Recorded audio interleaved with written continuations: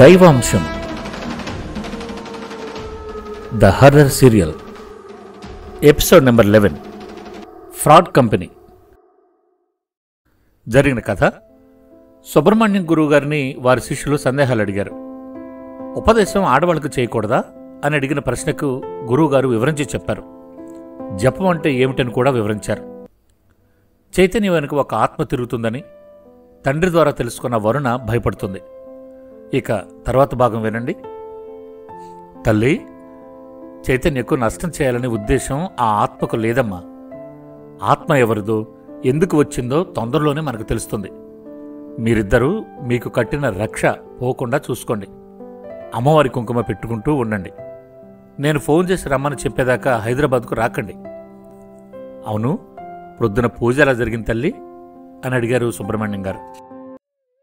చెప్పడం మర్చిపోయాను, చాలా అద్భుతంగా జరిగింది నాన్న. మీరిచ్చిన పుస్తకంలో బీజాక్షరాలు కనిపించాయి. పొద్దున కొంతసేపు పారాయణం చేసుకున్నాను. మనసు ప్రశాంతంగా ఉంది నాన్న. కానీ ఇంతలోనే ఈ సంఘటన జరిగింది అని చెప్పింది. భయం లేదు తల్లి. ఆ జగన్మాత మనకు అండగా ఉండగా మనం భయపడకూడదు. మన భయమే ఆ శక్తి ఆయుధం అవుతుంది. కాబట్టి ధైర్యం ప్రధాన, నమ్మకం ప్రధానం అని చెప్పి ఫోన్ పెట్టేశారు సుబ్రహ్మణ్యం గారు. చైతన్య అయోమయ పరిస్థితిలో ఉన్నాడు. ఏం జరిగింది? ఇదేదో వింతగా ఉంది. పూలకుండీలు వాటంతటవే లేచిపడటం ఏంటిదంతా? ఆ నల్లని నీడ ఏమిటి? నాకే ఎందుకు ఇలా జరుగుతుంది? ఇలా ఎన్నో ప్రశ్నలు. వీటికి సమాధానం దొరుకుతుందా అని ఆలోచిస్తున్నాడు. అతని మనసు చదివిన దానిలా మీ మనసులోని ప్రశ్నలన్నిటికీ సమాధానం ఉంది. అది తొందరలోనే తెలుస్తుంది. రండి భోంచేద్దాం అని డైనింగ్ టేబుల్ దగ్గర తీసుకెళ్ళింది వరుణ. చైతన్య భోజనం చేస్తూ, వరుణ, ఆ కంపెనీ మూతపడిపోయిన కంపెనీ అట. ఇప్పుడే జాన్ ఫోన్ చేసి చెప్పాడు అన్నాడు. మరింకే, వాళ్ళ ఆఫర్ వద్దని చెప్పేయండి అంది వరుణ. అలా కాదు, ఇందులో ఏదో కుట్ర ఉంది. ఈ కంపెనీ ఆఫర్ని నా దాకా తీసుకొచ్చారంటే వాళ్ళ ధైర్యం ఏంటి? ఇంకా వాళ్ళ వెనకాల ఎవరెవరున్నారు? ఇప్పుడు ఎంత ధైర్యం చేశారు అంటే ఇంతకుముందు కూడా ఇలాంటివి ఎన్నో చేసి ఉంటారు కదా.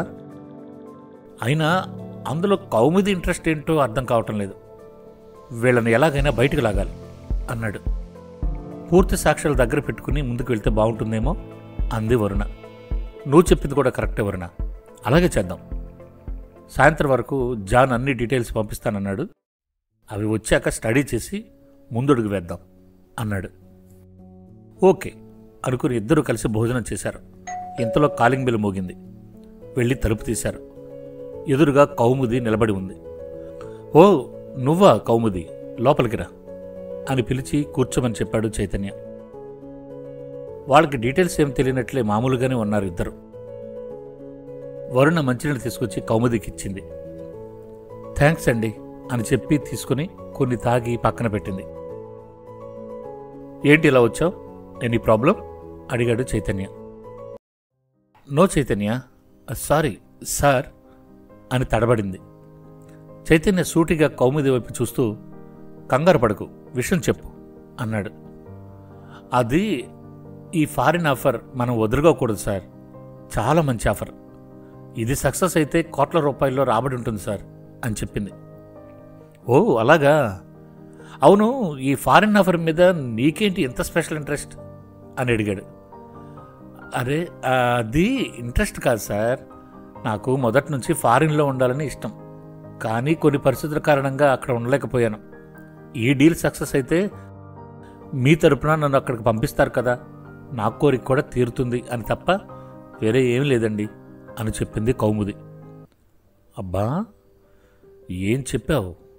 నువ్వు చెప్పింది నమ్మేశాం మరి అని మనసులో అనుకుని, అవును కదూ, విద్య కూడా నాకు చెప్తూ ఉండేది అన్నాడు.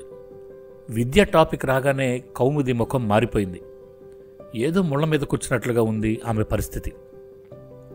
ఇద్దరూ కౌముదిని ఓ కంట గమనిస్తున్నారు. కౌముది, ఏంటి మీరు ఏదో ఇబ్బంది పడుతున్నారు అని అడిగింది వరుణ. ఏం లేదండి, అదేమీ లేదు అని కంగారుగా అంది.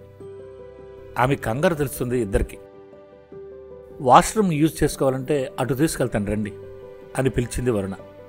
థ్యాంక్ యూ మేడం అని వరుణతో లేచి వెళ్ళింది కౌముది. అన్నీ గమనిస్తున్న చైతన్యకు అనుమానం కలిగింది. విద్య టాపిక్ రాగానే తను ఎందుకలా అయిపోయింది? ఏదో ఉంది, నేను తెలుసుకోవలసినవి చాలానే ఉన్నాయి అని మనసులో ఏం చేయాలో ఎలా చేయాలో ప్లాన్ ఆలోచించాడు. అలా ఆలోచిస్తున్న చైతన్యకి తన ముందు ఉన్న టేబుల్ మీద కౌముది హ్యాండ్ బ్యాగ్ కనబడింది. ఇదే మంచి అవకాశం అని వెంటనే ఒక చిన్న కెమెరాని కౌముది హ్యాండ్ బ్యాగ్కి అంటించాడు. ఇంతలో ఇద్దరు రాగానే, సార్ ఇక నేను వెళ్తాను, వస్తాను మేడం అంటూ వెళ్ళిపోవడానికి రెడీ అయింది. అయ్యో, కాఫీ అయినా తాగి వెళ్ళండి అని అడిగింది వరుణ. ఇప్పుడేం వద్దండి, మళ్ళీ వచ్చినప్పుడు తప్పకుండా తాగుతాను అని హడావిడిగా వెళ్ళిపోతున్న కౌముదిని పిలిచాడు చైతన్య. ఈవినింగ్ మళ్ళీ మీటింగ్ అరేంజ్ చేయి, ఈలోగా నాన్నతో మాట్లాడి డీల్ ఓకే చేద్దాం అని చైతన్య అనగానే కౌముది చాలా సంతోషించింది. Thank you sir, thank you so much అని చెప్పింది. కానీ ఒక కండిషన్, పేపర్స్ అన్నీ కరెక్ట్గా ఉండాలి. ఏది కరెక్ట్గా లేకపోయినా అప్పుడే అక్కడే నో చెప్పి వచ్చేస్తాను, సరేనా అన్నాడు. నేను చూసుకుంటాను సార్, అన్నీ కరెక్ట్గా ఉన్నాయి, మళ్ళీ మళ్ళీ చెక్ చేశాకే మీ దాకా తెచ్చాను అంది. సరే ఇక వెళ్ళి ఆ పనులు చూడు అని చెప్పి పంపించేశాడు. కౌముది వెళ్ళింది అనే నమ్మకం కుదిరాక, ఏంటండి అలా మాటిచ్చారు అని అడిగింది వరుణ. మరే, మనం దొంగలకిచ్చిన మాట నిలబెట్టుకుంటాం మరి. సాయంత్రం వరకు ఓపిక పట్టు, అన్ని విషయాలు తేల్చేస్తాను అన్నాడు చైతన్య. సరే, విద్య టాపిక్ రాగానే తను ఎందుకలా అయిపోయింది అని అడిగింది. అదే నాకు అర్థం కావట్లేదు అన్నాడు చైతన్య. అసలు మీరు, విద్య, వీళ్ళు అంతా ఎలా కలిశారు అని అడిగింది. చెప్తాను, ఒక ఫోన్ చేసి నీకు అన్ని విషయాలు చెప్తాను అని జాన్కి ఫోన్ చేశాడు చైతన్య. జాన్ ఫోన్ లిఫ్ట్ చేయగానే, ఆ జాన్, నాకు ఇంకో ఫేవర్ చేయాలి, నువ్వు ఆంటీ వాళ్ళ ఇంటికి వెళ్ళి వాళ్ళతో ఒక్కసారి మాట్లాడించవా ప్లీజ్ అని అడిగాడు చైతన్య. నీ పని గురించే తిరుగుతున్నాను చైతన్య, వాళ్ళ ఇంటికి వెళ్ళాలంటే టైం పడుతుంది, అందున ఈ రాత్రి బాగోదేమో, రేపు ప్రొద్దున్నే మాట్లాడిస్తాను అన్నాడు జాన్. ఓకే, అవును, మన క్లాస్మేట్ విద్య గుర్తుందా? తను ఇప్పుడు ఎక్కడుంది? తన ఫోన్ నెంబర్ ఏంటో తెలుసుకుని నాకు చెప్పాలి అన్నాడు చైతన్య.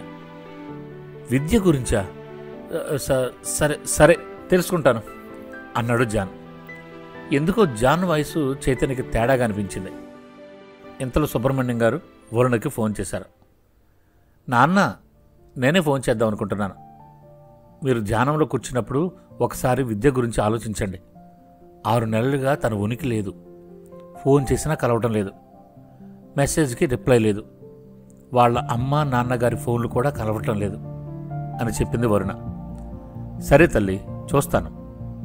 ఇప్పుడు ఒక విషయం చెప్పడానికి ఫోన్ చేశాను. గురువుగారు ఇప్పుడే జపం నుండి లేచారు, కొన్ని విషయాలు తెలిసాయి, నువ్వు ప్రశాంతంగా బయటికి వస్తే మాట్లాడతాను అన్నారు. వద్దు నాన్న, ఇకపై ఏం చేసినా ఆయనకు తెలిసే చేద్దాం, చెప్పకుండా ఏమీ వద్దు, నన్ను అర్థం చేసుకోండి నాన్న. ఇది వేరే వాళ్ళ విషయంలో అయితే మీరు చెప్పింది నేను వినేదాన్ని, కానీ ఇది మీకు కాబోయే అల్లుడి విషయం కాబట్టి జాగ్రత్తగా చూసుకోవాల్సిన బాధ్యత మనది. అన్యద భావించకండి, మీరు మా ఇద్దరితో కలిసి మాట్లాడిస్తేనే మంచిది అనిపిస్తోంది. క్షమించండి నాన్న, మీ మాటకు ఎదురు చెప్తున్నందుకు అంది వరుణ. పర్వాలేదు తల్లి, నువ్వు కరెక్ట్గానే మాట్లాడావు, చిన్నదానివైనా మంచి మాట చెప్పావు. జబ్బుతో ఉన్న మనిషికి నీ జబ్బు ఇది, మందు ఇది అని చెప్పటం ధర్మం, కాబట్టి అలాగే చేద్దాం. అల్లుడి దగ్గరికి వెళ్ళి ఫోన్ స్పీకర్లో పెట్టు అన్నారు. సరేనన్నా అని చైతన్య దగ్గరికి వెళ్ళింది వరుణ. నాన్న మీతో ఏదో మాట్లాడాలట అని ఫోన్ స్పీకర్ ఆన్ చేసింది వరుణ. చెప్పండి మావయ్య అన్నాడు చైతన్య. బాబు, నేను చెప్పేది మీరిద్దరూ జాగ్రత్తగా వినండి. ఏదో ఆత్మ మిమ్మల్ని వెంబడిస్తుంది, కానీ విషయం ఏంటంటే ఆత్మకు దైవబలం ఉండటం విశేషం. ఆ కారణం చేతనే తాను ఎవరనేది మేము తొందరగా తెలుసుకోలేకపోయాం.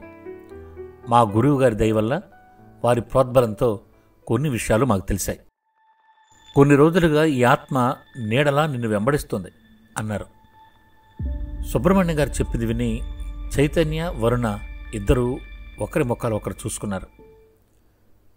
చైతన్య వెనక తిరుగుతున్న ఆ ఆత్మలకు అతనికి ఏదైనా ప్రమాదం వాటిల్లుతుందా? కౌముది చెప్పిన అమెరికన్ కంపెనీ ఫ్రాడ్ కంపెనీయా? కౌముది చైతన్యను మోసం చేయాలని చూస్తోందా? ఈ ప్రశ్నలన్నిటికీ సమాధానాలు తెలుసుకోవాలనుకుంటే వింటూనే ఉండండి దైవాంశం, మీ తపస్వి మనోహరం ఆడియో స్టోరీస్లో.